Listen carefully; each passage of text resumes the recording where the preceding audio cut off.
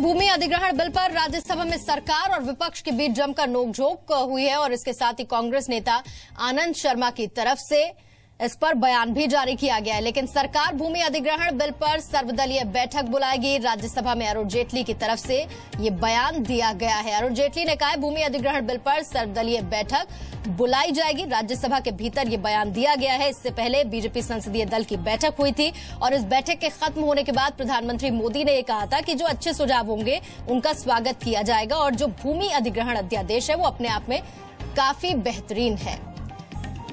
तो राज्यसभा में सरकार और विपक्ष के बीच जमकर नोकझोंक हुई है भूमि अधिग्रहण बिल पर। कांग्रेस नेता आनंद शर्मा ने भूमि अधिग्रहण पर बोलते हुए कहा ये बिल किसान विरोधी है। इस पर सरकार की तरफ से वित्त मंत्री अरुण जेटली ने कहा कि पहले बिल को पेश तो होने दिया जाए। जेटली ने कहा कि देश के 80% अध्यादेश कांग्रेस के शासनकाल में लाए गए। नेहरू के काल में 70 अध्यादेश लाए गए। यूपीए सरकार के कार्यकाल में 77 अध्यादेश लाए गए। उन्होंने ये भी कहा कि जब राज्यसभा में बिल पेश होगा तो सदस्य इस पर बहस करें। अगर किसी मुद्दे पर सहमति बनती है तो इसमें संशोधन किया जा सकता है अगर किसी बात पर असहमति होती है। तो इस पर कांग्रेस के नेता आनंद शर्मा ने कहा कि नेहरू के वक्त और आज के वक्त में बहुत अंतर है। माननीय उपसभापति महोदय, पूरे देश की रजामंदी थी, पूरे देश की सहमति इस पे थी। जब ये संसद में पास हुआ है, बीजेपी भी उसमें शामिल थी। अगर सरकार को इस पे कोई भी चर्चा करनी थी, पहले बरसों लगे थे। किसानों के संगठनों से बात हुई, राज्य सरकारों से बात हुई।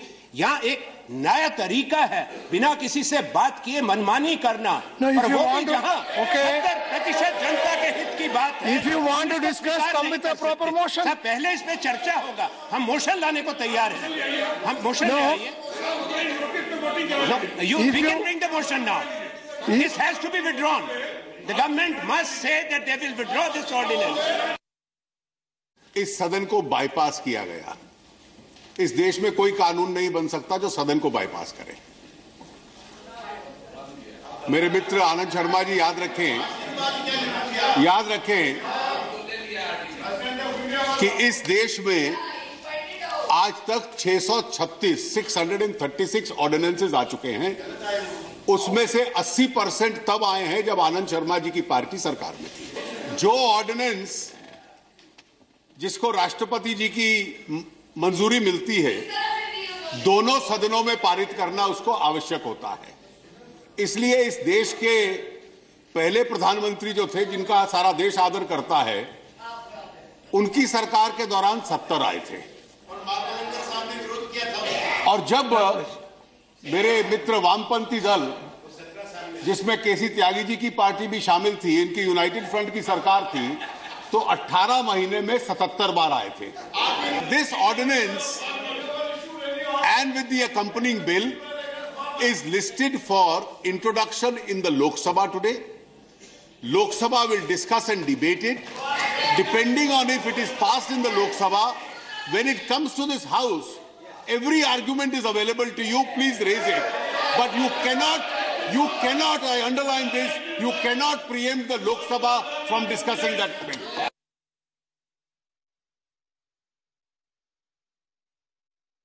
Types of projects, they have taken away the social impact. Very brief. They have taken away the social impact assessment part and also the public purpose part. And also Chapter 3, which relates to food security. This bill, if brought, will be a deathbed for farmers. Will be a great help to corporates who want to grab the land of poor farmers. And we shall oppose this bill with all the force. Already there is an agitation outside in Ramlila Maidan. Throughout the country, people are agitating. Today in front of the Lok Sabha, we agitated. Our reason is, Madam, this defeats the whole purpose of the original bill.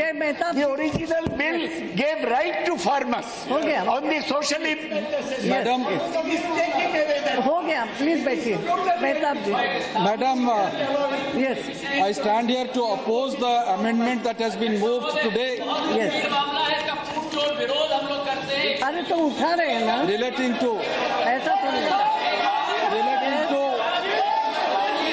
right to fair compensation and transparency in land acquisition, rehabilitation and amendment bill 2014. There are two major issues that we are opposed to.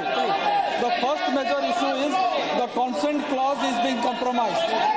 The consent clause giving the right to the landowners, to the farmers, at least 70% of the people who are supposed to give consent, then only the land was supposed to be acquired, that is being withdrawn.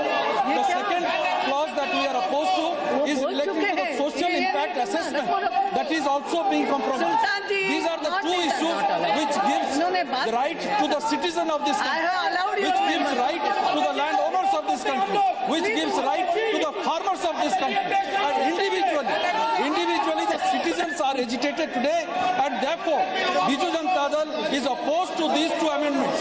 Therefore I would urge upon this government not to bring this bill because it affects the large section of the population, the disadvantaged section of the population, the weaker section of the population. Therefore